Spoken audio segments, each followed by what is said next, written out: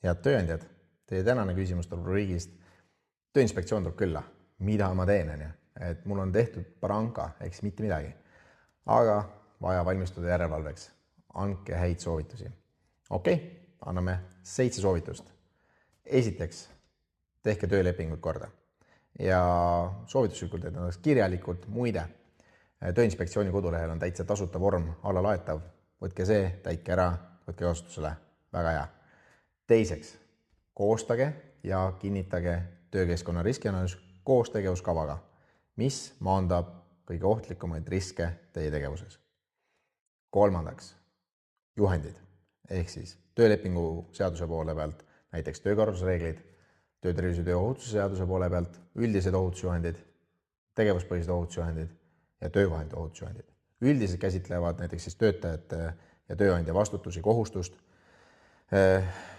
Tegevuspõhised siis, ma ei tea, aednik, mingisugune küünetehnik, mingi amet, mida inimesed siis peavad. Võiks selle kohta olla ohutusjuhend. Ja töövahend, on ta siis ultraviolettlamp, on ta siis murutraktor, on ta trell või mingi muu asi, koostage nendele ja kinnitage need ohutusjuhendid. Viiendaks, kui teil on nüüd riskianalüüs olemas, ohutusjuhendid kinnitatud, töötajad kasutavad veel mingi kemikaale, pange nende ohutuskaardid ka kõik kirja töötajate juhendamise kaardile ja võtke nii juhendajalt kui juhendatavalt selle kohta allkirjad digitaalselt või paberil, ise teate. Ärge unustage väljaõpet läbi viia, isegi kui töötajad on pikalt juba tööl olnud, fikseerige see tänase seisuga. Ja 6. isikukaitsevahendid, mida töötajad kasutavad, esiteks siis juhendage neid või tehke neile väljaõppe ja ärge unustage neid isikukaitsevahendid väljastada.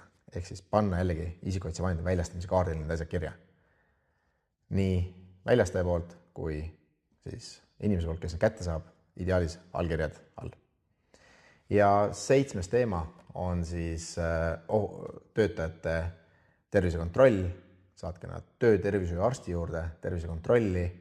Vaadake, et nende tervisekontrolli otsus oleks kehtiv ja juhul, kui tervisekontrolli otsusel on siis mingisugune piirang, et töötaja ei tohi seda või teist või kolmandat teha, et ta siis seda ka ei teeks, et ei rikuks töötaja tervist edasi.